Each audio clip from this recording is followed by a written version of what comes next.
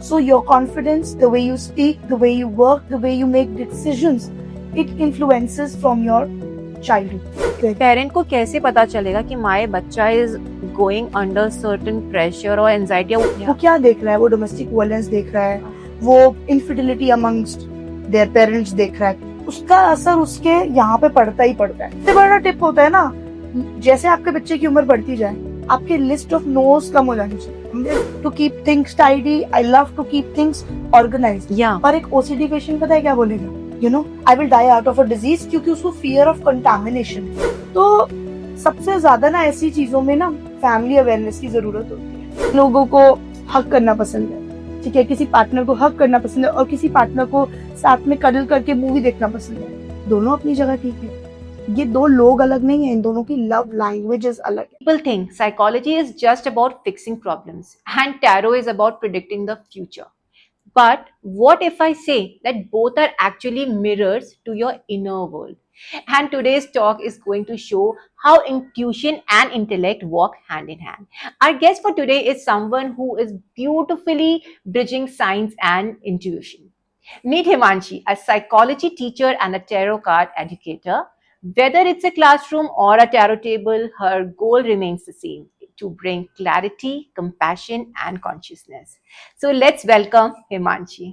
Hi Himanshi, welcome to Anu Talks. I am so excited today. इतने time से हम लोग बहुत नॉर्मल है सुनना psychology, dark truths, dark psychology, anxiety, depression और tarot cards, and I am so glad कि मुझे I can see everything in one person. और आज बहुत सारी इस चीज के बारे में बात होने वाली है। लेट्स स्टार्ट विद द बचपन, क्योंकि बचपन से मुझे लगता है बहुत इम्पोर्टेंट, बहुत क्रूशियल रोल प्ले करता है हमारा बचपन। जिस तरह से हम लोग एक एज अ ह्यूमन बीइंग बनते हैं, एज अ गुड सिटीजन बनते हैं, अपनी फैमिली की टेक केयर करते हैं, हमारा बचपन हमारी नींव है। What do you think a positive childhood actually plays this role? Thank you so much, first of all, for having me, and it's actually a privilege to be here because being knowing you since years, I have seen you, wearing different hats. Just as you complimented me, कि I'm from this field, and I'm wearing so much, designations along with me. But I feel absolutely the same with you, and the energy is so strong that I was really looking forward, and I was very excited to be here. So yeah, so I apart from talking in this podcast journey, I would also want you to discuss your insights with people because I have learned a lot from you. Being not just being a colleague, but I have always learned from you as a mentor also. So like you just said about childhood, so that is something really emotional in my life. Childhood, bachpan is something which as a psychologist, which as a healer, I believe really has a very, very big role. We underestimate the importance of our childhood sometimes, but it definitely has a very strong impact on your life as a person, pre-marriage, post-marriage, post-babies. I think it plays a role every time. So for example, if I am a tarot coach today, or if I am a psychologist today, but before all of that, I'm a human being, right? Yeah. And when I make decisions, there is this one thing in my head constantly reminding me, your family is there, your dad is there, your mom is there, and trust me, that's a silent strength in me. Even when I take my classes and sessions, none of the students ask me about me or my family, but it naturally comes. I tell them, I was a very pampered one. I got that princess treatment. हाँ, तो हमें बहुत special सा feel होता रहता है पूरे time, हमें स्ट्रेंथ की तरह काम करता है हमारा। Absolutely, it works like a strength because you know that you have the back of your family. So your confidence, the way you speak, the way you work, the way you make decisions, it influences from your childhood. If you have a smooth childhood, if you have a supportive childhood, if you have a positive environment around. क्या मतलब होता है smooth childhood और positive childhood का? Okay, so as a parent सब बहुत अच्छा काम कर रहे हैं, हाँ, right? सारे ही पेरेंट्स बहुत अच्छे हैं, बिल्कुल। जो अनइंटेंशनल मिस्टेक्स कर रहे हैं वो भी बहुत अच्छे हैं, Exactly. लेकिन कई बारी पेरेंट्स अनइंटेंशनल मिस्टेक्स की जगह अनइंटेंशनल ब्लंडर्स भी कर देते हैं। जैसे आपके दो बच्चे, हाँ, कांस्टेंट कंपैरिजन, उसको देखो वो कैसा कर रहा है, शर्मा जी का लड़का तो ये बन गया, तुम कुछ नहीं कर पाए। मतलब हमें क्या लगता है कंपैरिजन ही तो है, क्या हो गया?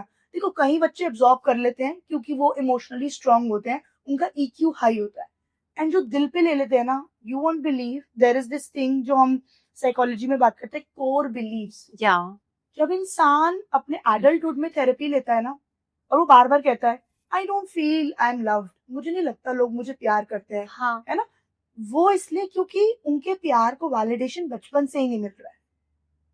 वो बचपन से ही इनसिक्योर है, वो ओके बचपन से ही अपनी लव को Self-worth. क्वेश्चन कर रहे हैं। सेल्फ वर्थ एग्जैक्टली, पे सेल्फ क्वेश्चन वर्थ, कर रहे हैं। एग्जैक्टली। तो आपका अच्छा, सिंपल सी बात है, अच्छा इन्वायरमेंट, सपोर्टिव पेरेंटिंग, मतलब आपका सेल्फ वर्थ, आपका सेल्फ एस्टीम, आपका सेल्फ कॉन्फिडेंस हाई। पर ये मतलब अनइंटेंशनली हो नहीं चाहता कि यार तेरे मार्क्स अच्छे नहीं आए हैं, रैंक अच्छी नहीं आई है, वो तो इतना अच्छा कर रहा है। एब्सोल्युटली। नॉट इवन कि वो चाहते हैं करना, बट उनको शायद उनको ऐसा लगता है कि पेरेंट्स ना उसको ऐसे पुश कर रहे हैं कि है करेक्ट, ना, करेक्ट, लाइक कॉन्फिडेंस बूस्ट कर रहे हैं, उनको एक लाइन दे रहे हैं। कई बार कहते हैं ना एक लाइन जरूरी होती है, करेक्ट। एक मार्क लगाना जरूरी होता है। तो बच्चा वो कैसे इस चीज में सी आई इफेक्ट टेल करता यू है? वन थिंग, जैसे आपने बोला कभी कभी तो हो जाता है, कभी कभी से प्रॉब्लम भी नहीं होता है, ओके कभी कभी को बच्चा भी याद नहीं रखता है, ठीक है ना, मेरी मम्मा मुझे सब कुछ दे रहे हैं, कभी कभी डांट दी। हाँ तो नॉर्मल है। Consistency matters. ओके आप रेगुलरली उस चीज को कर रहे हो, हाँ तो फिर तो वो उसके दिमाग में बैठ भी जाएगी और ट्रिगर भी होगी। हाँ, जैसे अगर किसी के अच्छे मार्क्स आए हैं तो हम उसको डाउट करके पूछते हैं यार ये तेरे ही मार्क्स आए हैं। एग्जैक्टली, दो हम उसको बहुत ज्यादा तारीफ करना चाहते हैं, लाइक अप्रिशिएट करना चाहते हैं, बट स्टिल वी से अरे वाह I doubt this is you. Absolutely. And वो पता है क्या हो जाता है, जो हम बोल रहे हैं ना I doubt this is you, वो उसके दिमाग में हो सकता है I'm not being acknowledged, I'm not being validated, I'm not being supported. So sometimes we really need to check our words. मतलब मेरे पास कई बार टीनेजर्स के पेरेंट्स जब सेशंस लेने आते हैं, तो हम उनको एक फॉर्म देते हैं, और वो रेड फ्लैग फॉर्म होता है कि red flags in the parenting. आप ट्रस्ट करोगे 10 पॉइंट्स में से ना 8 पॉइंट्स पे पेरेंट्स अगर फिक्स कर ले खुद को, तो वो तो I am not defending the teenagers, teenagers अपनी जगह है, पेरेंट्स अपनी जगह है, दोनों अपनी जगह बिल्कुल करेक्ट है। क्योंकि जैसे आपने बोला कि टीनेजर्स हैं, उनकी अपनी एक से होती है ना, हाँ ब्लंट हो जाते हैं, रूड हो जाते हैं। हमें क्या लगता है ये रूड हो गया, ये ब्लंट हो गया, ये एक्चुअली ना साइकोलॉजी में, डेवलपमेंटल साइकोलॉजी में, adolescence is a time of stress and storm. हाँ, क्योंकि एक्चुअली ये बहुत प्रॉब्लम होती है being a tin mom my self, and मैं इतने सारे उसके फ्रेंड्स के साथ डील करती रहती हूँ, पढ़ती रहती हूँ। इतना प्रॉब्लम है, सब सारे पेरेंट्स की एक ही इश्यू है, हमारा बच्चा ना अपने कमरे में बंद रहता है और लैपटॉप में लगा रहता है, सिर्फ खाने के टाइम पे बाहर निकलता है या फिर कुछ they are so cut to cut, they are so blunt, and ये डिस्टेंस एक आता जा रहा है। मतलब जो उनके लिए नॉर्मल है वो हमारे लिए अब नॉर्मल है, जो हमारे लिए नॉर्मल है उनके लिए अब नॉर्मल है। करेक्ट। तो इसे कुछ ब्रिज कैसे कर सकते हैं हम? सी, ब्रिज करने के लिए I think you will be the best example. So when I look at you, when I look at your stories, when I look at your reels, I know Anu is, handling a marketing agency also. Anu is a healer also. Anu is doing classes also, taking sessions also. But Anu is very particular to give time to her daughter.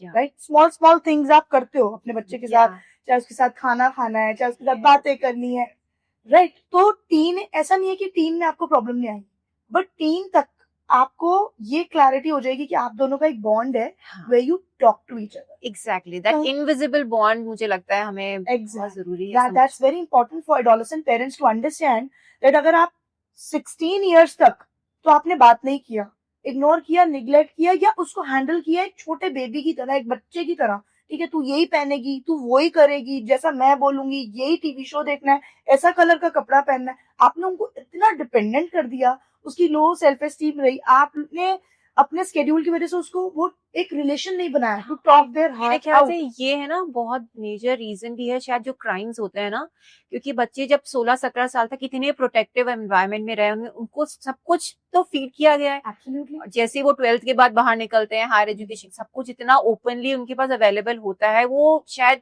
समझ ही नहीं पाते, they can't differentiate, और वो उस चीज को adapt कर लेते हैं। They can't differentiate, they can't understand also. आप अपने बच्चे के साथ इतने ज्यादा अच्छी तरीके से इन्वॉल्व हो, it's a positive parenting, I would say that your child would know, मैं गलती करूँ ना करूँ, मम्मा डांटेंगी, but I can always speak to her. Yes. वो डर नहीं है, वो एंजाइटी नहीं है। बच्चों में एंजाइटी हम खुद फीड करते हैं। ये वर्ड बहुत नॉर्मल नहीं हो गया आजकल सुनने में, मैं सीरियसली बता रही हूँ, हर जना, छोटे छोटे बच्चे ही बोलते हम्म, हैं मम्मा एंजाइटी। लेकिन एंजाइटी क्या होता है बेटा? लाइक यू कैन से कि हाँ मेरे को ना स्ट्रेस nervous, हो रहा है, नर्वस हो रही हूँ मैं, but what is anxiety? Exactly. So ये ना कुछ कुछ टर्म्स है जो हम बहुत इंटेंशनली या अनइंटेंशनली साथ में हाँ यूज करते हैं। बिल्कुल। स्ट्रेस हो गया, नर्वसनेस हो हाँ गई, एंजाइटी हो गई। अब जैसे मैं यहाँ आई हूँ पॉडकास्ट के लिए, मुझे 9 साल हो गए इनटू दिस वर्क, या ठीक है। Podcast is something very regular, still I had this, what do you call it? The You stress, butterflies, the good stress, या I the would good say. Stress, या एब्सोल्युटली। तो stress भी अलग अलग type का होता है ना। गुड स्ट्रेस, यार मेरे को अच्छा करना है, मुझे बेस्ट करना है, Anu is so talented, you know, I have to give her the best, right, वो चीज होती है। बट दैट डजंट मीन कि मुझे पैल्पिटेशंस हो रहा है, मेरे को हार्ट रेट बढ़ रहा है, हाँ। मैं I will fall, I will fate, वो वाली फीलिंग नहीं है। This is stress. स्ट्रेस और नर्वसनेस होती है एक्सटर्नल सिचुएशंस की वजह से। और मेरे ख्याल से ये जरूरी भी है, ये आपको बकल अप रखती है, नो गियर्ड अप रखती है, आप ओवर कॉन्फिडेंट नहीं होते उससे। एब्सोल्युटली। गुड स्ट्रेस, इसीलिए हम इसको गुड स्ट्रेस बोलते हैं, जिसको हम साइकोलॉजी में यू स्ट्रेस बोलते हैं, जो मतलब which is motivating you, which is pushing you, है ना, कि मुझे बेस्ट करना है, but it is motivating me. अब जैसे मान के चलो मैं बोलती हूँ मेरे काम में ना मेरी डेडलाइंस है, मेरी कुछ डेडलाइंस है, मुझे इसका बड़ा स्ट्रेस है। डेडलाइंस है तो स्ट्रेस तो हो गई। और अगर मैं बोलती हूँ मेरी डेडलाइंस भी कंप्लीट हो जाएंगी ना, फिर भी I am a failure, I feel like I faint, I feel I am finished, ये सब चीजें फिर एंग्जाइटी की तरफ आ जाती है। It is not regular stress anymore. It is not regular nervousness anymore. Now it is affecting your body. You know, बहुत सारे symptoms होते हैं, ठीक है। fatigue होता है, आप phobic feel करते हो, chest pain होता है, कई लोगों का आप सुनोगे पेट खराब हो जाता है जब ज्यादा anxiety हो जाती है। तो so there are a lot of rapid heart rate, palpitations. What I can take it कि जो शॉर्ट टर्म होता है, जो इवेंचुअल है, बिल्कुल है ना, उसे तो हम स्ट्रेस कहते हैं। स्ट्रेस उसको हम फर्दर बाइफरकेट बाद में कर सकते हैं कि Correct. गुड है कि बैड है। बट अगर वो लॉन्ग टर्म जा रहा है, इवन वो इवेंट खत्म हो गया है और फिर भी कंटिन्यूड है, तो that is called anxiety. Absolutely, that is called anxiety. And when it qualifies your 4Ds, then it becomes a anxiety disorder, जो अपने आप में एक अलग ब्रांच है। And what are those 4Ds? See, the 4Ds are deviance, dysfunctional, distressing and dangerous. तो माने मुझे डिप्रेशन है, तो मैं पहले सब कुछ कर पाती थी, आज मैं बेड से उठ के शावर भी नहीं कर पा रही, हो गई मैं डिसफंक्शनल। डिवाइंट, मैं वियर्ड, अनयूजुअल, स्ट्रेंज बिहेव कर रही हूँ। ओके। डिस्ट्रेसिंग, जिस घर में पेशेंट होगा ना, वो तो खुद परेशान होगा, उसके आसपास वाले भी होंगे। सो डिस्ट्रेसिंग अपने लिए भी, आसपास में। एंड डेंजरस इज या तो खुद सुसाइडल थॉट्स, खुद को हार्म करना, या तो दूसरों को टारगेट करना। सो जब हम ये क्वालिफाई कर लेते हैं ना, ये क्या होता है, these are not even, this is not diagnosis. ये नहीं कि जिनको ये 4Ds है उनको diagnose, these are 4Ds of abnormality, कि कुछ अब एबनॉर्मल है। This is not the normal. आजकल बच्चे हैं ना, मैंने अभी like recently I have heard like few kids specifically जब एग्जाम रिजल्ट्स आते हैं तो उनका जो बिहेवियर होता है, and one in our society only ही jump from 15th floor, 12th class का बच्चा, 75% आई है एंड स्टिल ही jumped. So this is really heartbreaking. Parent को कैसे पता चलेगा कि माय बच्चा is going under certain pressure और एंजाइटी उस लेवल का पहुंच चुका है, हाउ वो डिप्रेस्ड है, कि वो उनको अगेन यही लगता है। पेरेंट्स भी कई बार ज्यादा एजुकेट हो जाते हैं, तो उनको लगता है कि यार ये परेशान है, पर ये ये एक्चुअली डिप्रेस्ड है, पर उसको वो सोचते हैं ये डिप्रेस्ड नहीं है। They take it they undervalue it. Absolutely. तो हमें पता कैसे चलता है, like what are those, can we see it visually? See, visually तो क्या है, अभी एक हाई स्कोरिंग बच्चा है, स्कूल जाना बंद हो गया, पढ़ाई में ध्यान लगना बंद हो गया, एब्सेंटिज्म बहुत ज्यादा है, एंटी सोशल बिहेवियर बहुत ज्यादा है। आपको नहीं पता ना उसके घर में क्या चल रहा है, वो क्या देख रहा है, वो डोमेस्टिक वायलेंस देख रहा है, वो इनफिडिलिटी अमंगस्ट देयर पेरेंट्स देख रहा है, उसका असर उसके यहाँ पे पड़ता ही पड़ता है, ठीक है, जिसको हम अंडर एस्टिमेट करते हैं। अभी क्या है, जैसे आपने बोला कि how to figure it out, कि कैसे पता लगेगा, ऐसे ही पता लगेगा when you will be constantly in touch with them. You know, authoritative parenting के बहुत सारे स्टाइल्स हैं। एक होता है यही करना पड़ेगा, एक होता है मेरे पे टाइम ही नहीं है, मैं क्या करूं, और एक होता है मेरी नजर भी है इस पे, लेकिन मैंने इसको इस लिमिट में फ्रीडम भी दे लूज भी छोड़ा हुआ है। सबसे बड़ा टिप होता है ना, जैसे आपके बच्चे की उम्र बढ़ती जाए, आपके लिस्ट ऑफ नोज कम हो जानी चाहिए। जैसे मेरा 3 साल का बेटा है, तो मुझे उसको बताना ही पड़ेगा कि ये करना है, मुझे उसे बताना ही पड़ेगा ये नहीं करना है, क्योंकि अभी उसमें वो माइंडसेट नहीं है, वो बुद्धि डेवलप नहीं हुई है। लेकिन जब एक टीनेजर हो जाता है ना, आप खुद देखो, आपके हस्बैंड है, मान के चलो हम एज अ कपल बात करते हैं, मेरे हस्बैंड है, मुझे बोलते हैं देखिए मानसी, ये 2-3 चीजें है ना मेरे लिए नॉन नेगोशिएबल है, ये मेरे को पसंद नहीं है, बाकी तू जो मर्जी कर। तो मुझे भी समझ आ जाएगा यार, मेरा हस्बैंड टॉक्सिक नहीं है, मेरा हस्बैंड कंट्रोलिंग नहीं है। एक दो चीजें उसको नहीं पसंद है तो ठीक है, आई कैन कंसिडर, उसने मुझे एक अच्छी खासी फ्रीडम दे रखी है। Similarly is with the teams, उनको बिल्कुल भी पसंद नहीं होता जब उन्हें बच्चों की तरह ट्रीट किया जाता है। हाँ है ना, क्योंकि उनको वो ढूंढ रहे हैं इस टाइम पे फ्रीडम, इंडिपेंडेंस, ऑटोनॉमी, फिर पीयर प्रेशर इतना होता है, वो उसकी मम्मी तो ऐसे नहीं करती, आप ऐसे हाँ करते हो। एक तो ये समझाना बड़ा मुश्किल है, उसकी मम्मा कलर हेयर करने देती है, मतलब हाँ हेयर्स को कलर्स अलाउड है, जेल नेल्स अलाउड है, आप अलाउ क्यों नहीं करते हो? जब उसकी मम्मी प्यार करती है तो आप मतलब व्हाई आर नहीं यू लाइक दिस? देखो पता है क्या होता है, पहले तो ना नेगोशिएबल और नॉन नेगोशिएबल चीजों की लिस्ट बना लो, और हार्मफुल, और अब जैसे मेरा बेटा किसी को गाली दे आएगा, मेरे को बिल्कुल नहीं चलेगा। हाँ किसी को मार के आ जाएगा, मुझे बिल्कुल नहीं चलेगा। हाँ उस बड़े वो अपने पसंद की टीवी देख लेगा, मुझे चलेगा, अपने पसंद की कलर हाँ की टी शर्ट।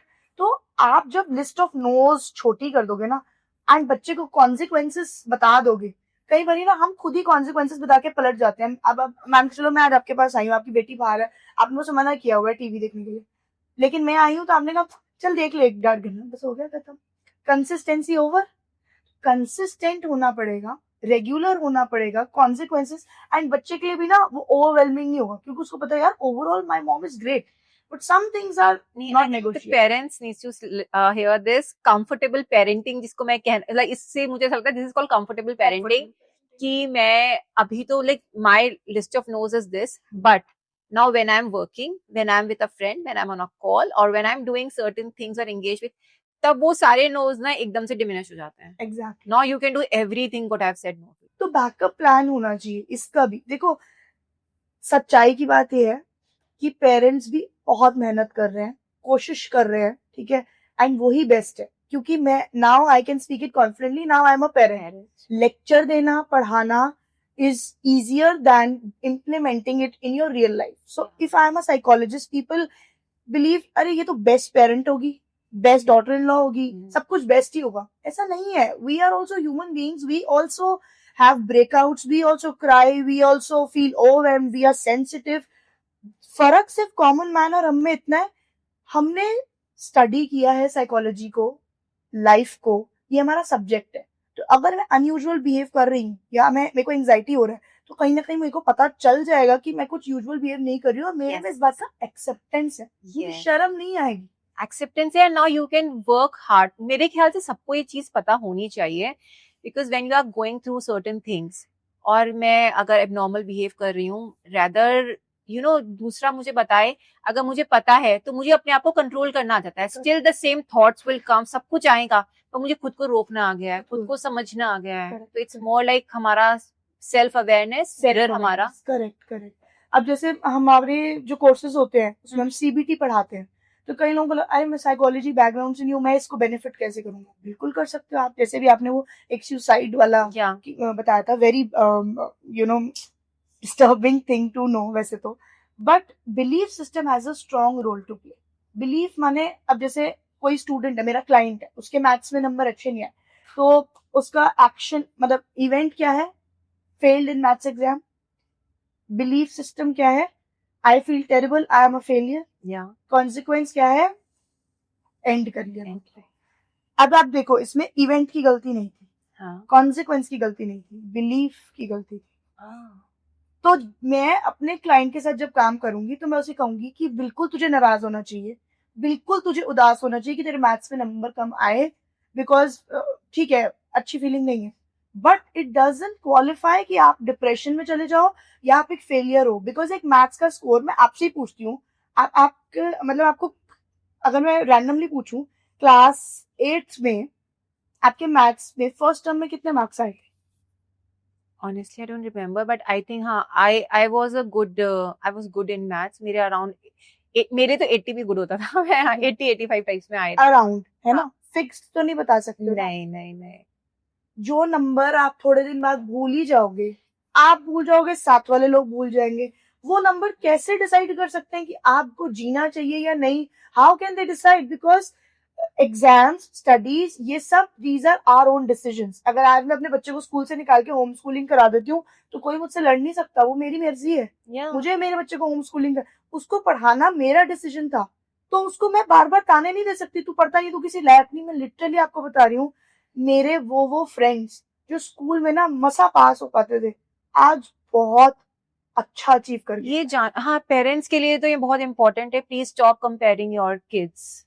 तो मेरे ख्याल से बच्चे ये जो ब्रिज मैं पूछ रही थी ना, ये कैसे आपको ब्रिज करना है इस गैप को, ये अपने आप ना धीरे धीरे धीरे धीरे शुरू हो जाएगा. अपस्किलिंग पे आपको काम करना है. मेरा बेटा अभी से डांस करता है, तो कहिए ना, मुझे कई बार तो कई लोग मुझे ताना दे देते हैं, अरे ये तो ना डांसर बनेगा. मैं उसको ताना नहीं ले रही हूँ, कोरियोग्राफर भी बन सकता है कल को उसको. भाई मैं इतना डांस करती हूँ, मुझे इतना शौक है, तो जेनेटिक्स कहीं तो दिखेंगे ही ना.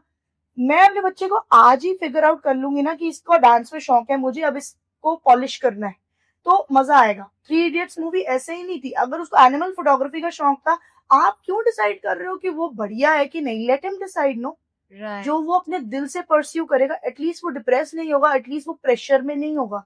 एंड वो प्रेशर इवेंचुअली आपको नहीं भी दिखा पाएगा तो अपनी लाइफ एंड करके सबको दिखा देगा. बहुत सही बात है. एक और है, मतलब अब इस टॉपिक पे बात कर रहे हैं तो मैं एक बात जानना चाहती हूँ, क्या हर इंसान जो लेजी होता है वो डिप्रेस है? लेजी की बात करें, अगेन ये 4 शब्द मेरी जिंदगी में मैं इतने अभी जब अपने सेशंस लेती हूँ तो बहुत सुनती हूँ. एंजाइटी, ओसीडी, बाइपोलर और डिप्रेशन. हर दूसरा बंदा इस चीज को जाने बिना कि वो क्या है इसको यूज कर रहा है. इवन आपके छोटे छोटे बच्चे भी यूज करने लग गए हैं. I want them to know in short कि एग्जैक्टली इन सब का मतलब होता क्या है. अगर मुझे सफाई पसंद है तो इसका मतलब ये नहीं है कि मुझे ओसीडी है. एब्सोल्युटली. आपको सफाई पसंद है, आप बोलोगे I love to keep things tidy, I love to keep things organised. पर एक ओसीडी पेशेंट पता है क्या बोलेगा? I will wash my hand 20 times, चाहे मेरे हाथ, उसके हाथ सड़ रहे हैं, रॉ है, ब्लीड कर रहे हैं, I will wash it 20 times या 40 times, else I will die. You know, I will die out of a disease, क्योंकि उसको फियर ऑफ कंटामिनेशन. तो अब आप बताओ कैसे ये ओसीडी हो सकता है? ना आजकल लोग, मैं देख रही हूँ, लोग बोल रहे हैं मेरी बहू को ना सफाई का कीड़ा है, इसको ना ओसीडी है. या लड़कियां खुद को बोल रही है, मुझे ना ओसीडी है, मुझे सब कुछ. अब जैसे मेरे को एक पेंटिंग अगर टेढ़ी दिख रही है ना, तो मैं जब तक वो सीधी, क्या वो ओसीडी है कि जब तक मैं उसको सीधा नहीं कर लूं, वो मेरे को ना दिमाग पे क्लिक करता रहेगा. देखो, वो क्लिक करेगा, पर इतना क्लिक नहीं. अब मान के चलो मैं पॉडकास्ट के लिए आ रही हूँ, आपको पता है हिमांशी डोर पे खड़ी है, आपको वो बॉदर कर रहे हैं, पर क्या वो इतना बॉदर कर रहे हैं कि आप गेट नहीं खोलोगे, मुझे अंदर नहीं, डेफिनेटली. ओसीडी वाले को उतना बॉदर करे.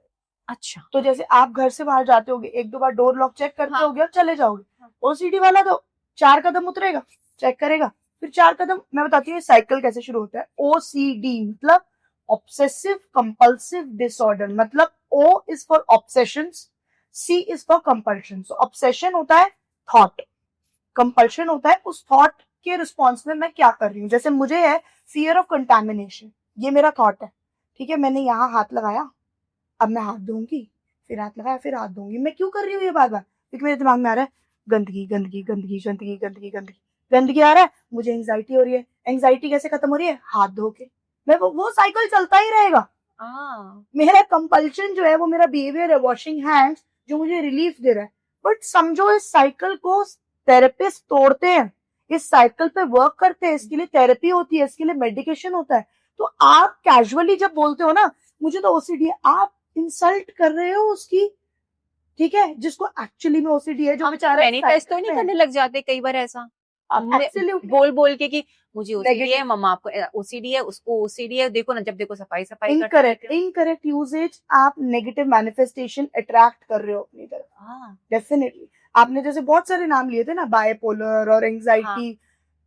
मतलब डिप्रेशन को तो इतना नॉर्मल ले लिया गया आजकल कि मैं उदास हूँ, मेरी मेड नहीं आई, मुझे डिप्रेशन हो रहा है, मेरी बेटी बात नहीं करी मुझसे. डिप्रेशन 1-2 मिनट की उदासी नहीं होती. डिप्रेशन सिर्फ दुखी होना या रोना नहीं होता, ये सब नॉर्मल इमोशंस है. सैड होना आपको अलाउड है, अगर आप हा हा हा खुल के हंस सकते हो तो रो भी सकते हो, कोई प्रॉब्लम नहीं है.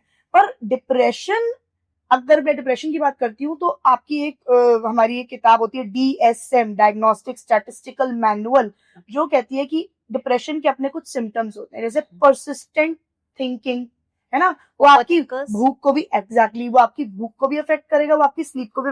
कई लोग ज्यादा खाने लग जाते हैं, कई लोग कम, कई लोगों को ज्यादा नींद आ रही है, कई लोगों को बिल्कुल, मतलब आपको ऐसे पेशेंट्स भी डिप्रेशन के देखेंगे जो 12 घंटे सोते हैं हाँ. और फिर भी उठे हैं तो एग्जॉस्टेड है, हाँ. है ना। एंड अब उनको लगता है मेरा डॉक्टर, कई बार हम कहते हैं जाओ थेरेपी करा लो, डॉक्टर से मिल लो, डॉक्टर बोलता है कुछ सेशंस के बाद आप ना अपने शेड्यूल में फिजिकल एक्टिविटी एक्सरसाइज ऐड करो। एक्चुअली पेशेंट को डॉक्टर भी पागल लगने लगता है, वो कहता है कि ये तो मेरी मम्मी भी बता देती एक्सरसाइज करना है, तू तेरे पास क्यों आया था। आप समझ नहीं रहे हो, वो आपको एक्सरसाइज ब्यूटीफुल दिखाने के लिए नहीं कर रहे हैं, वो एक्सरसाइज कर रहे हैं क्योंकि डिप्रेशन की जो साइकिल होती है उसके अंदर आप हेल्पलेस हो जाते हो, उसके Yeah. अंदर आप बेड से उठना भी आपके लिए काम है, उठ के तैयार होना भी आपके लिए काम है, शावर लेना भी आपके लिए काम है, पंखे को देख रहे हो तो देख ही जा रहे हो, इंसान जान के थोड़ी कर रहे हैं। सबसे बुरी लगती है जब इंसान, लोग उसको बोलते हैं बी पॉजिटिव। हाँ भाई, ये तो मैं लिटरली बस तो ना पॉजिटिव रहे, अरे यार पॉजिटिव रहूं कैसे ये तो बता। तो ये तो वो वाली बात हो गई कि किसी के कोई लंगड़ा है, ब्रोकन लेग या ब्रोकन आर्म वाले को आप कह रहे हो भाग, कुछ नहीं होता। अरे भाई वो जान के नहीं कर रहा है। डिप्रेशन इज नॉट कि कोई जान के कुछ कर रहा है, डिप्रेशन इज बहुत सारे रीजंस होते हैं, हार्मोन्स प्ले करते हैं, ठीक है। आपके ये सेरोटोनिन, मतलब अभी हाँ, serotonin. रेगुलर लोगों के लिए ये थोड़ा सा कॉम्प्लिकेटेड हो जाएगा, पर सेरोटोनिन हो गया, डोपामाइन हो गया, ये आपकी न्यूरोलॉजी, ये आपकी ब्रेन वायरिंग, ठीक है। अभी मैं कितना भी चाहूं कि मैं ठीक हो जाऊं, अभी मेरे अंदर जो हार्मोनल इम्बैलेंस, जो कहते हैं ना केमिकल लोचा चल रहा है, वो तो किसी मेडिकेशन से ही ठीक होगा ना। और आप कहें कि हर डिप्रेशन के पेशेंट को डॉक्टर की जरूरत है, तो नहीं, क्योंकि आपको और मुझे बुखार है, मुझे 103 है और आपको 99 है, तो आपको तो सिंपल पट्टियां करके ठीक हो जाएगा, मुझे हो सकता है एंटीबायोटिक कुछ भी। तो सबका अलग अलग है ना, माइल्ड टू सिवियर, किसी को क्या जरूरत है, किसी को क्या जरूरत है। फिर बड़ी सारी चीजें आ जाती हैं, साइकियाट्रिस्ट, साइकोलॉजिस्ट, तो क्योंकि लोग ही कंफ्यूज है, जाऊंगी इसके बाद। हाँ, ये again this is major myth, but हाँ उस पे मैं जरूर जानना चाहूंगी, बट उसके पहले मैं ये बायपोलर डिसऑर्डर क्या होता है ये भी मुझे पता करना है। बायपोलर डिसऑर्डर डिप्रेशन ही होता है, पर ना लोगों को इसको आइडेंटिफाई करना डिफिकल्ट हो जाता है। ओके। क्योंकि डिप्रेशन जब हमारे दिमाग में आता है तो क्या आता है, नींद आ रही होगी, खाना नहीं खाएगी, या नींद नहीं आ रही होगी, या वेट कम हो जाएगा, या सुसाइडल थॉट्स आएंगे, ये सब सबको पता होता है आजकल, मतलब अवेयरनेस इतना बढ़ चुका है। लेकिन कभी कोई ये नहीं सोच सकता कि मैं हिमांशी मार्केट गई शॉपिंग करने, मैंने अपने 3 क्रेडिट कार्ड्स क्रैश कर दिए शॉपिंग कर करके, मेरी कैपेबिलिटी नहीं है उतनी, क्रैश कर दिए, मैं लोगों को बता रही हूँ मैं ये हूँ, मैं वो हूँ, मेरा तो यूनिवर्स से कनेक्शन है, तुझे पता ही नहीं, बोली जा रही हूँ 8 घंटे की नींद एक नॉर्मल इंसान को चाहिए, मैं 2 घंटे में भी फ्रेश उठ रही हूँ। ये क्या है, ये है manic behaviour, mania. Okay. Bipolar disorder is a disorder जिसके अंदर यू बिहेव ऑन 2 पोल्स, तभी हम बोलते हैं बाइपोलर। ओके। तो एक होता है लो, एक होता है हाई। हाँ। आपका मेरा जब ग्राफ चार्ट बनेगा ना, तो ऐसा बनेगा, हमारी जिंदगी नॉर्मल चलती है, कभी खुश, हाँ, कभी उदास। हाँ। बाइपोलर वाले की zigzag zigzag zigzag zigzag zigzag. Okay. क्योंकि आज वो इंसान दिख रहा है अपनी क्रेडिट लिमिट से ज्यादा शॉपिंग कर रहा है, इतना बोल रहा है, गाली गलौज भी कर रहा है, सेक्सुअली उनकी लिबिडो इतना हाई होती है, उनको अपनी मेड में भी दिख सकता है कुछ भी, वो वाली फीलिंग हो जाती है कि आई एम अट्रैक्टेड, ठीक है ना। तो सबसे ज्यादा ना ऐसी चीजों में ना फैमिली अवेयरनेस की जरूरत होती है, क्योंकि देखो मैं जैसे मैंने बोला था 4 Ds में डिस्ट्रेसिंग, अगर मेरा पार्टनर बाइपोलर डिसऑर्डर का है, मेरे से पहले मेरी वाइफ को काउंसलिंग की जरूरत है, क्योंकि जब मैं मेनिया में होंगी ना तो मैं इनफिडिलिटी में भी जा सकती हूँ। यस, मुझे अवेयरनेस ही नहीं है। मैं अब बीवी कहेगी ये तो चंगा किया, आपने कह दिया बाइपोलर डिसऑर्डर है, इनको सब कुछ अलाउड है। वो नहीं है, जब मेडिकेशन चलेगा, जब ट्रीटमेंट चलेगा तो वो चीजें नहीं होंगी, लेकिन उसके लिए पहले अवेयरनेस की जरूरत है। हम किसी के एक्शंस पे उसको जज नहीं कर सकते। मेनिया में वो फोल लैंग्वेज भी यूज कर सकते हैं, वो क्रिमिनल एक्टिविटीज भी कर सकते हैं, वो ओवर अल्कोहल कंजम्पशन से, लेकिन ये सब the good news is you can not cure bipolar disorder. जैसे अगर मेरे शरीर में डायबिटीज है तो आप निकाल नहीं सकते ना, ट्रीट कर सकते हो। तो वैसे ही बाइपोलर डिसऑर्डर आप क्योर नहीं कर सकते पर ट्रीट कर सकते। आर देयर एनी टेस्ट जो जिससे हमें पता चलता है कि हम क्या हम स्ट्रेस से निकल रहे हैं कि एंजाइटी से निकल रहे हैं, क्या हम नॉर्मल हैं कि हम बाइपोलर हैं, क्या कि हम परेशान नॉर्मली सैड हैं कि हम डिप्रेस्ड हैं. So Correct. there there are जब आप किसी डॉक्टर के पास भी जाते हो ना, तो जैसे आपकी एक चेकलिस्ट होती है, हाँ हाँ यहाँ पर भी आपके इंटरव्यू होगा, आपका टेस्ट होगा, साइकोमेट्रिक टेस्टिंग होगी, चेक किया जाएगा कि इस इंसान को जो प्रॉब्लम है उसका कोई फिजिकल, कई बार फिजिकल कॉज होता ही नहीं है, साइकोलॉजिकल. अब जैसे मैं बोल रही हूँ मेरे पेट में दर्द है, मेरा मेरा ये पैर नहीं चलता है ना, और जब मेरे टेस्ट हो रहे हैं ना मेरे पेट में प्रॉब्लम है ना पैर में प्रॉब्लम है, डॉक्टर भी कंफ्यूज. यार रिपोर्ट्स तो इसकी सारी सही बोल रही है. आ गई ना साइकोलॉजी इनटू पिक्चर. वो सोमैटिक प्रॉब्लम हो सकती है जो शरीर में दिखेगी नहीं, और वो दिमाग एंड उसका रीजन आप नहीं सबसे बड़ा होता. जैसे जो परेशान होते हैं कहते हैं मेरे तो पैर टूट गए, हाँ. आप सबसे पहले बैठ जाते हो. मतलब खड़ा, इतनी भी हिम्मत नहीं होती है आप खड़ा रह सको. एग्जाम्स होते हैं तो पेट में गुड़ गुड़ गुड़ गुड़ शुरू हो जाती है. करेक्ट. तो आई थिंक ये सब हार्मोन्स बैलेंस प्ले करते हैं फिर रोल. बिल्कुल रोल प्ले करते हैं. एंड पता है जब मैं साइकोलॉजिकल डिसऑर्डर्स बच्चों को पढ़ाती हूँ ना, तो ऑलमोस्ट हर बच्चा कहेगा मैम मेरे को ना, मैंने आज लेक्चर के बाद देखा मुझे सोशल एंजाइटी डिसऑर्डर भी है और मुझे ना ये भी है, मुझे डिप्रेशन. मैं बोलती हूँ देखो हमें ये क्यों रिलेटेबल लगता है, क्योंकि हर डिसऑर्डर का थोड़ा थोड़ा थोड़ा थोड़ा पार्ट हम भी करते हैं, बट हमें डिसऑर्डर क्यों नहीं होता, क्योंकि थोड़ा थोड़ा थोड़ा ओवर थिंकिंग सब करते हैं, थोड़ा थोड़ा थोड़ा over generalise. This is life ना, यही तो लाइफ है. लाइफ. अभी डिप्रेशन वाले को क्या है, हम अंडर एस्टिमेट कर रहे हैं ये बोलकर, जब हम उसको ये बोलते हैं कि भाई जस्ट बी पॉजिटिव. एक्चुअली जब आप थेरेपी करते हो तो इतने सारे कॉग्निटिव डिस्टॉर्शन, जिसको कहते हैं नेगेटिव थॉट्स होते हैं इंसान के क्या दिमाग. नॉर्मल दिखने वाला बंदे को भी ये सब प्रॉब्लम हो सकती है? अगर मैं बहुत हंस रही हूँ, मैं बहुत नॉर्मली बिहेव कर रही हूँ, I am doing my regular activity, क्या मैं डिप्रेस हो सकती हूँ?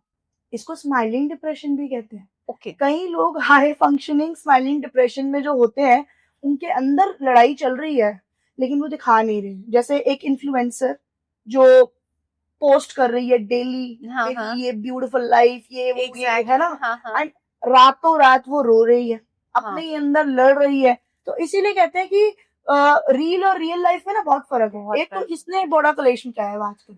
मतलब मैं देखती हूँ स्टूडेंट्स हो, बच्चे हो, गर्लफ्रेंड बॉयफ्रेंड है, मतलब बीवियों ने, उसके पति ने आज उसको है ना रोटी पे लेकर गया, तू नहीं मेरे को लेकर के गया. भाई देखो सिंपल सी बात है, me and my husband fight like cats and dogs, and that is true. But I love him and he loves me. The tattoo proves it. So the thing is, but we fight like cats and dogs. But will I ever upload it? I will never. मैं party करूंगी तो upload करूंगी, मैं खाना खाऊंगी तो upload करूंगी, और मैं लड़ाई करूंगी तो अपलोड नहीं करूंगी ना. लेकिन लोग ये समझ ही नहीं रहे. तो आप जो दिखा रहे हो जरूरी नहीं है कि वो सच है, ये जरूरी नहीं है कि वो द लाइफ जो उसकी है. समझना बहुत जरूरी है, दिखावे पे मत जाओ भाई, अपनी अक्ल लगाओ. एग्जैक्टली, बिकॉज वो आपकी एंजाइटी को ट्रिगर कर सकता है. हाँ. देयर आर पीपल जो कांस्टेंट कंपैरिजन से एंजाइटी में आ जाते हैं, अननोइंगली उस कंपैरिजन मोड में चले जाते हो और फिर देन अगेन अपनी जिंदगी में को खुद ही आग लगा लेते हो. आजकल थेरेपी में खाली हम इंसान की, क्योंकि सबसे पहली बात है थेरेपी बीमारों के लिए खाली है ही नहीं. सबसे पहले ये क्लियर है, क्योंकि भाई आजकल अगर बच्चे अगर बोल दे कि हमें काउंसलिंग के लिए जाना है तो पागल है. अभी तुम अपना दिमाग पढ़ाई में लगाओ. एग्जैक्टली. ये क्या काउंसलिंग लगा रखी, वो क्या कर लेगा. और सबसे बड़ी बात, तू अपनी बात, अपने दिल की बात उस काउंसलर को बता सकता है, तो हमें नहीं बता सकता. हमें बता दे. तो वो क्यों नहीं बताएगा आपको. जो आपकी बेटी अगर आपको बोलती है कि मुझे नहीं बता सकता, आप प्रॉमिस करो, 3 प्रॉमिस करो, आप उसको जज नहीं करोगे, आप उसको वैलिडेट करोगे, और आप चुपचाप उसको सुनोगे. और सुनने का मतलब ये नहीं 1 मिनट सुना 20 मिनट लेक्चर दिया, आप कर ही नहीं पाओगे.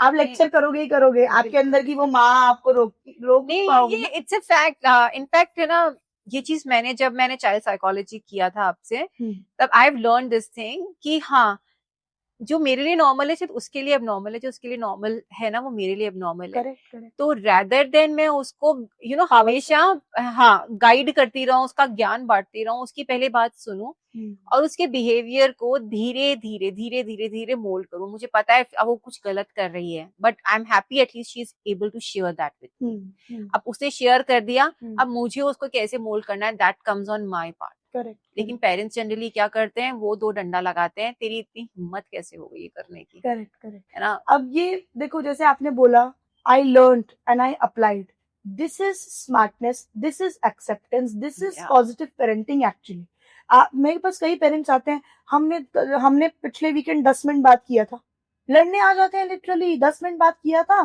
फिर भी कुछ हुआ। Change is not so easy, no, ठीक है ना, चेंज टेक्स टाइम। आपने एक दिन अच्छी पेरेंटिंग करी, फिर 3 दिन कंसिस्टेंट रहे ही नहीं, छोड़ दिया, तो फिर कैसे होगा ना। इसी तरह काउंसलिंग पे भी इंसान जब जाता है, जैसे मेरी बॉडी में कुछ भी दिक्कत है, मुझे तबीयत खराब लग रहा है, मेरे को माइग्रेन हो रहा है, मुझे बुखार हो रहा है, पेट दर्द, मैं कॉन्फिडेंटली डॉक्टर के पास जाती हूँ। रास्ते में मेरी कोई फ्रेंड भी मिल जाती है तो मैं बोल देती हूँ, मिलती हूँ यार, तेरे को डॉक्टर के हाँ, पास जा रही हूँ, थोड़ा लेट हो रहा है। यही अगर मैं साइकोलॉजिस्ट के पास जाऊंगी तो मैं स्टोरीज कुक करूंगी, वो ना मम्मी ने बुला लिया था, थोड़ा सामान लेने जा, क्यों आप स्टोरीज कुक, जब आप खुद ही कॉन्फिडेंट नहीं हो अपनी जर्नी को लेकर, अपनी थेरेपी को लेकर, लोग कहाँ से होंगे। जस्ट एक्सेप्ट इट नो, जैसे हमारे बॉडी बीमार हो सकती है, दिमाग भी बीमार हो सकता है, एंड कई बार कुछ भी बीमार नहीं हो सकता। जब मैं इंटर्नशिप करती थी तो लिटरली आप मानोगे, ऑडी मर्सिडीज से इंसान पूरा टिप टॉप सीईओ फाउंडर उतरता था, थेरेपी लेने आता था, कोई बीमारी नहीं थी उसको। लेकिन आपको बीमारी हो ये जरूरी नहीं, आप अपनी एग्जिस्टेंस को क्वेश्चन कर रहे हो, आप लोनली फील कर रहे हो, कई बार आप पे पैसा है, किसको थेरेपी फेम लेनी है, चाहिए, हर किसी को, है ना? हाँ, ये हर क्योंकि किसी को। थेरेपी में होता क्या है, मतलब what is counselling psychology, psychology करता क्या है? See psychology is study of mind and human behaviour, ठीक है। तो टेक्निकली मेरे जितने भी हम लोग कोर्सेज कराते हैं, clinical psychology, child counselling psychology, couple therapy, सबसे बड़ी बात है we teach beyond books. Beyond books मतलब मैं बिल्कुल भी अंडर एस्टिमेट नहीं करती इसका हूँ तो लाइव knowledge को। एग्जांपल मैं हूँ। I love love love the way you teach, amazing. पता ही नहीं लगता कि आप कितना कुछ कर गए, और मतलब कुछ करना भी नहीं पड़ा। Thank you. That's very sweet of you. I'm glad to know कि it helped you in some way.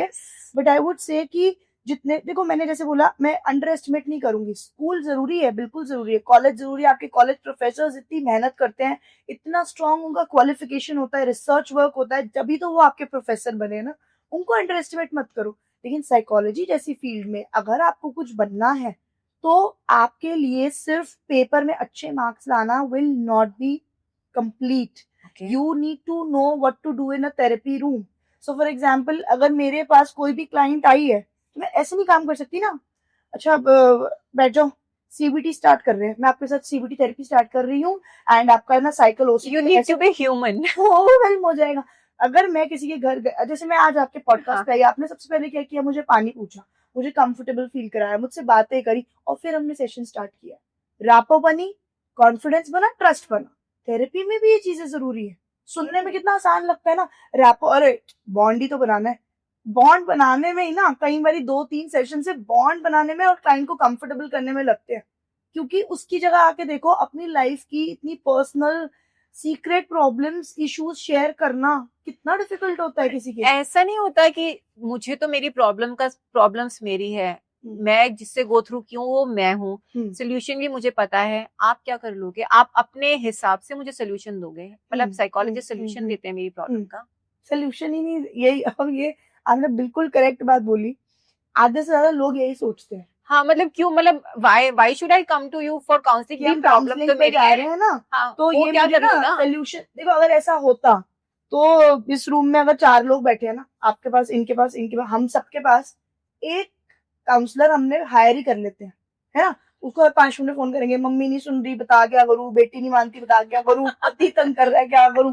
तो अगर अगर काउंसलर रेडीमेड सोल्यूशन दे पाता तो देखो, हम आपके सोल्यूशंस 2 लाइनें होती हैं, psychologist is here to solve your problems, psychologist is here to make you solve your problems. That's amazing. तो Wow. सेकंड वाली स्टेटमेंट, मैं आप गाड़ी चला रहे हो, लाइफ आपकी है, ड्राइवर आप ही हो, मैं आपका ये क्या ना गूगल मैप हूँ, डायरेक्शंस दे रही हूँ, वो भी फोर्सफुल डायरेक्शंस नहीं दे सकती मैं किसी को।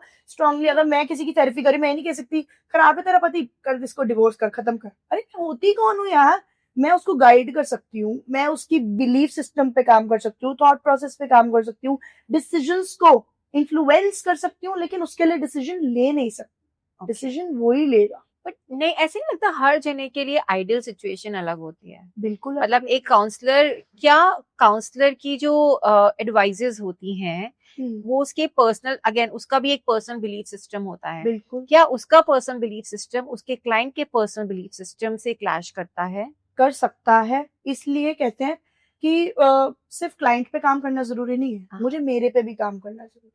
तो अगर मेरी मेंटल स्टेट ही ठीक नहीं चल रही है, मैं ही बहुत ज्यादा एंजाइटी ट्रैप में हूँ, मेरी बहुत नेगेटिव थॉट प्रोसेस है, तो वो मेरे क्लाइंट को इन्फ्लुएंस और उसके सेशंस को इन्फ्लुएंस करेगी ही करेगी। I have to be very neutral.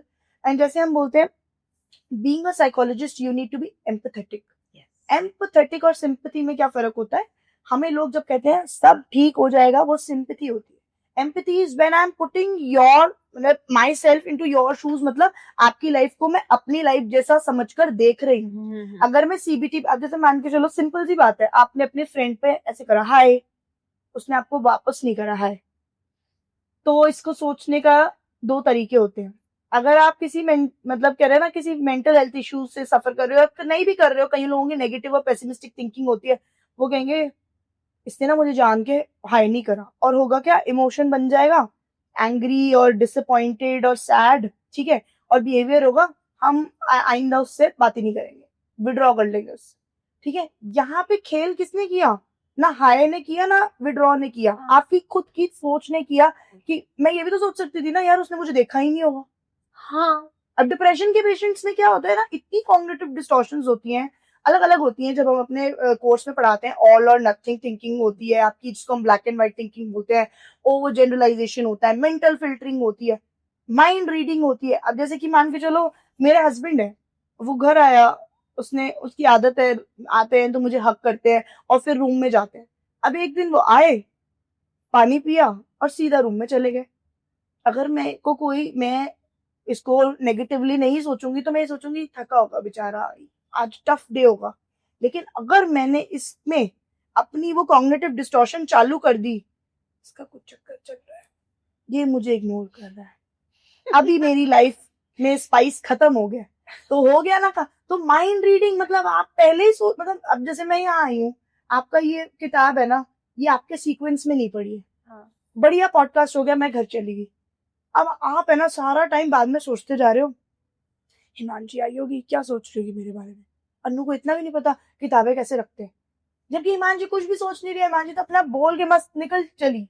ये आपकी खुद की थॉट्स जो है ना, वो स्पाइरल होती है। और किसी पे, अब आप खुद बताओ ना, किसी को कॉग्निटिव डिस्टॉर्शन और मैं उसको कह दूंगी बी पॉजिटिव, अरे आप उसको सिखाओ कि थॉट प्रोसेस पे काम होता है, इसको आप नेगेटिव थॉट्स को चैलेंज करते हो, थॉट वर्कशीट्स बनती है, ऐसे ही नहीं थेरेपिस्ट मुझे काम लगता कर है रहे हैं। आजकल ना ये ज्ञान बहुत ज्यादा शायद अवेलेबल हो चुका है मार्केट में, मतलब बहुत इंस्टेंटली अवेलेबल हो चुका है रादर देन, तो जिसकी वजह से ना हम सबका एक श्योर शॉर्ट तरीका ढूंढ लेते हैं कि ऐसा कर लो ऐसा हो जाएगा, बट हम लोग की जो प्रॉपर कहते हैं ना भी नींव मजबूत करना, करेक्ट, वो हम करना ही नहीं चाहते। फाउंडेशन, प्रॉब्लम्स को हम लोग सप्रेस कर देते हैं, हम लोग सॉल्व नहीं करते हैं। करेक्ट, तो ये वही हो गया बी पॉजिटिव, तुमने सप्रेस कर दिया कि यार भूल जा भूल जा भूल जा, भूल कुछ जा, नहीं हुआ।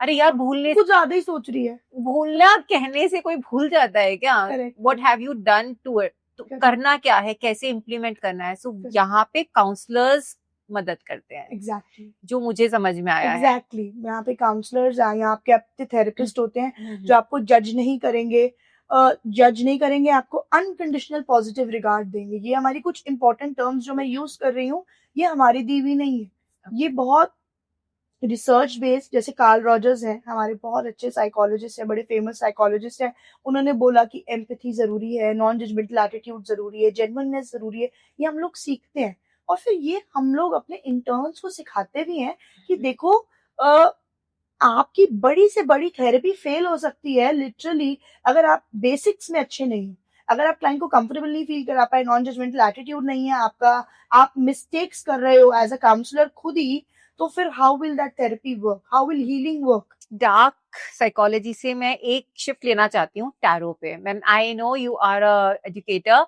And you teach take tarot classes, absolutely, और ये शिफ्ट अगर मैं पूछूं टैरो के बारे में, इतना सा जानना चाहती हूँ कि is it you know black magic और something like that which is, या फिर प्रिडिक्शन ऑफ फ्यूचर, आप फ्यूचर बता देते हो हमें देख के, व्हाट इट इज, क्योंकि आप पत्तों को खोल के मतलब क्या होता है ऐसे पत्तों के अंदर कि तो भाई देखो, जब मैंने भी टैरो सीखा था ना, ऑनेस्टली, तब एक क्यूरियोसिटी थी और बड़े सारे डाउट्स भी थे। मतलब मैं सोचती थी, ये कागज के पत्ते मुझे बता देंगे? मतलब कागज के पत्ते जिन पे फोटोज बनी हुई है, ये मुझे बता देंगे? देखो, ये एक स्पिरिचुअल टूल है, ठीक है। मैं ऑनेस्टली स्पीकिंग, टीचिंग मेरे खून में है। आप मेरे को कोई भी सब्जेक्ट, बस मैथ्स मत देना, मैथ्स कतई मत देना, नंबर्स मुझे कंफ्यूज करते हैं। आप मुझे कोई भी सब्जेक्ट दे दो, मैं लिटरली उसके अंदर इतना डीप चली जाऊंगी कि मैं उसको पढ़ा सकती हूँ विदाउट सामने वाले के जाने की मैं शायद उस फील्ड की भी ना हूँ। लेकिन ये किसी को बेवकूफ बनाने वाली बात नहीं कि मैं सोशियोलॉजी पहले पढ़ूं फिर पढ़ाऊं, वो वाला पढ़ाना नहीं। द पॉइंट इज कि टैरो मैंने सीखा था to coach people. I really wanted to coach people on tarot. I wanted to teach tarot. Before the consultations, I had a dream to understand tarot. Tarot is a spiritual tool. उसके अंदर एक groundedness है। अगर मैं psychology point of view से बोलूं तो आपने एक वर्ड सुना होगा हमारे हम लोगों के मुंह से, सबकॉन्शियस माइंड। या टैरो आपके सबकॉन्शियस माइंड को, आपके हिडन फियर्स को, आपकी हिडन स्ट्रेंथ्स को टैप करता है। तो इंट्यूशन ना सब में होता है, आप में भी है, मुझ में भी है, सब में है। बस हर कोई उसको यूज नहीं कर रहा है या हर कोई उसको टैप नहीं कर रहा है। मतलब we are not using it basically, और हमारे अपने डर है, हमारे अपने फियर्स है, हमारी अपनी इनसिक्योरिटीज है। लेकिन अगर आप टैरो को पकड़ लेते हो, लिटरली मैं बता रही हूँ, पहले मैं बोलती थी मैं टीचर हूँ, फिर मैं कहती थी मैं साइकोलॉजिस्ट हूँ, फिर टैरो में आई तो टैरो कोच। आज मैं बोलती हूँ ओवरऑल मैं हीलर हूँ। यस, क्योंकि साइकोलॉजी और टैरो मिलते जुलते हैं भी और नहीं भी, दोनों की अप्रोचेस मिलती जुलती हाँ। हैं भी और नहीं भी। लेकिन अगर आप उसको करेक्टली यूज करो, पहली बात तो जैसे आपने ये वर्ड बोला ना ब्लैक मैजिक, ये मैं सबको बताना चाहूंगी, चाहे आप रीडर हो, चाहे आप टैरो पढ़ा रहे हो, सीख रहे हो, negative influence, negative manifestation, negative energy is the word. लोगों ने बहुत गलत इसको ब्लैक मैजिक से, आप खुद सोचो, मैं किसी की टैरो रीडिंग कर रही हूँ, मैंने उसको हील कर दिया, उसको ट्रांसफॉर्म कर दिया, जो किसी को इतना बेटर फील करा रहा है, पॉजिटिव फील करा रहा है, वो एविल कैसे हो सकता है? एविल हो ही नहीं सकता। आपका कनेक्शन भगवान से है, ये एक स्पिरिचुअल टूल है। जब आप मेडिटेट करते हो, अपनी इंट्यूशन पे काम करते हो, आपको लग रहा है कार्ड्स के जवाब आप दे रहे हो, आप नहीं दे रहे हो। आप एक मीडियम हो, आपकी आवाज है। कार्ड्स का आपका इंट्यूशन बोलता है, वो कनेक्शन बोलता है, और वो कनेक्शन एक दिन में नहीं बनता। तो मैं जब टैरो पढ़ाती भी हूँ तो मैं ये नहीं कहती हूँ बस कर लिया कोर्स, कल एड लगा देना, पोस्टर लगा देना, आ जाओ जी कंसल्टेशन के लिए। पहले प्रैक्टिस करनी पड़ती है, फैमिली एंड फ्रेंड्स पे जर्नल बनाकर फॉलो अप लेना पड़ता है, एंड उसके बाद you are ready to reach the bigger audience. Got it. एक क्विक रैपिड फायर मैंने प्लान किया है, ठीक है। I would like to know one word और वन लाइनर्स, छोटे छोटे से, आपके लिए इसका मतलब क्या है? What is therapy for you? Therapy is healing, tarot? spirituality, childhood means? beautiful memories, mental health in one word? the need of today, cool. Psychology और intuition? blend of both, wow. Most misunderstood emotion? sadness, perfect. Your favourite tarot card? the high priestess, what tarot card you will not want कि आपके लिए वो आए? the devil, okay. What is a death card? transformation, okay. One word for healing? peace, myth that needs to die about about psychology? therapy is not for everyone, it is just for sick people. Okay. Himanshi in one word. Queen of wands, Which is amazing. Love this one. मजे आ गए यार। बहुत सारी बातें अभी भी हैं, but I know we are running short of time. इतनी सारी चीजें, शायद मैंने तो अभी स्टार्टिंग से भी स्टार्ट नहीं कर पाई हूँ, टैरो तो पूरा छूट ही गया है। बहुत मजे आए। And guys, Himanshi, first I would like you to talk to our audience. अगर वो आपसे कोचिंग लेना चाहते हैं, आप इतना ब्यूटिफुली पढ़ाते हो, तो how to connect with you and what all you can help them out into? Thank you so much, first of all, to give me, because it takes guts and it takes a lot to allow somebody to pitch their platform on your platform, and that shows that you are not just by word empathetic, you are empathetic, you are kind, you are humble, And when it's about my organization, I run an organization. I'm founder of Exploring Psychology and Tarot, and we have blended this. So psychology अपने आप में एक field है, occult science अपने आप में एक field है.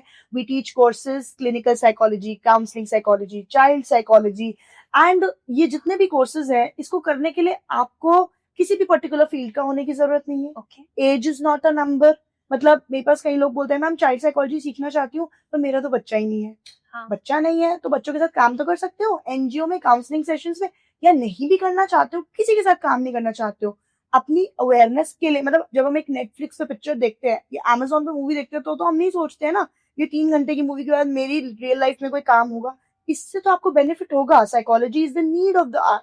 आप क्लिनिकल साइकोलॉजी सीख के डिसऑर्डर समझ सकते हैं ताकि आप अपने आसपास के लोगों को उनकी प्रॉब्लम्स को एम्पैथेटिकली और करेक्टली समझ पाएं. आप काउंसलिंग साइकोलॉजी से बहुत सारे ट्रेट्स ले सकते हैं क्योंकि counselling psychology is very much related to the HR also, human resource. लोगों के साथ डील करते हो जब आप डेली बेसिस पे उनके इंटरव्यूज लेते हो, लोगों के साथ बात करते हो, सोशल सिचुएशंस में जाते हो, नए नए लोगों से मिलते हो. काउंसलिंग साइकोलॉजी की इतनी सारी टेक्निक्स हैं जो आपके काम आती हैं. चाइल्ड साइकोलॉजी में आप खाली पेरेंटिंग नहीं सीखते हो, आप अपने लिए एज अ मदर बहुत सारे टिप्स लेकर जाते हो क्योंकि पोस्ट पार्टम डिप्रेशन इतना कॉमन हो चुका है after delivering your baby, sorry, कि मॉम्स गिल्ट होता है, अपने ऊपर काम करना है मॉम के लिए. तो हम चाइल्ड साइकोलॉजी से बच्चों के लिए नहीं लेके आए, हम मदर्स के लिए भी लेके आए कि आप अपने आप पे कैसे काम कर सकते हो. सुपर वुमेन सिंड्रोम का हिस्सा नहीं बनना है अगर तो कैसे कर सकते हो. कपल थेरेपी है तो कपल थेरेपी कोर्स कई लोगों को लगता है हम इसलिए पढ़ाते हैं कि आप एक कपल थेरेपिस्ट बनोगे, उसके लिए नहीं. आपकी अपनी भी तो शादी है. ब्रोकन मैरिजेस भी होते हैं, डिस्टर्ब मैरिजेस भी होती हैं, बिल्कुल smooth marriages with little little problems भी होती हैं. आप लव लैंग्वेजेस सीख सकते हो. और लिटरली बता रही हूँ, कई लोगों को हक करना पसंद है, ठीक है, किसी पार्टनर को हक करना पसंद है और किसी पार्टनर को साथ में कडल करके मूवी देखना पसंद है. दोनों अपनी जगह ठीक है. ये दो लोग अलग नहीं है, इन दोनों की लव लैंग्वेजेस अलग है. तो मिसमैच हो जाता है लव लैंग्वेजेस का. इसको बहुत डिटेल में हम लोग कपल थेरेपी कोर्स में पढ़ाते हैं. बहुत सारे कोर्सेज हम लोग ऑफर करते हैं, वर्कशॉप्स होती हैं, थेरेपी सेशंस होते हैं, कंसल्टेशंस होती हैं. एंड टैरो में हम प्रॉपर आपको टैरो कोर्स सिखाते हैं जहां हम कोई ऐसी बात नहीं कर रहे हैं कि हम आपको आज बेसिक सिखाएंगे तो कल एडवांस. आप प्रॉपर टैरो सीखते हो, right from pulling a card to understanding the meanings to reading it for people to coaching people to helping people. So Wow. that is what is expected. That's amazing. That's amazing. Loved it. और मुझे ये सब बातें समझ के सुन के ना एक चीज जरूर समझ में आई है कि हर इंसान को ऑफिशियली ना सही लेकिन ये छोटे छोटे से कोर्सेज अपने लिए, अपनी अच्छी जिंदगी के लिए, अपने बच्चों के लिए, अपनी सोसाइटी, अपने नेशन, अपने एनवायरनमेंट के लिए जरूर करना चाहिए. क्योंकि जब तक आप एक बेहतरीन एक ह्यूमन नहीं बन पाओगे तब तक आप है ना आगे बढ़ नहीं पाओगे. Absolutely. अगर मेरे को अपनी फ्यूचर जनरेशन तैयार करनी है तो मुझे उनके साथ कैसे डील करना है, उनके साथ कैसी बातें करनी है, जेन जी, जेन अल्फा और शायद अब डेल्टा भी आ जाएगी, बीटा भी आ जाएगी तो उनको समझने के लिए जरूरी है. तो guys thank you so much for being here and listening to our whole talk. It was such a pleasure for me to host Himanshi today और हमने बहुत सारी बातें की हैं. आपको कोई भी अगर सवाल है, आपको जानना है कैसे सीखना है, रोड मैप, करियर देखना है तो feel free to write your things in the comment below. Himanshi की हैंडल्स मैं नीचे डाल दूंगी, आप प्लीज उससे कनेक्ट कर सकते हैं. और इनकी इंस्टाग्राम हैंडल्स में जिस तरह से ये सिखाती हैं प्लीज जरूर जाके देखना. इतना अमेजिंग तरीका है, you will fail in love with that, I am so sure. Thank you. Till the time we meet next time. Anu Talks.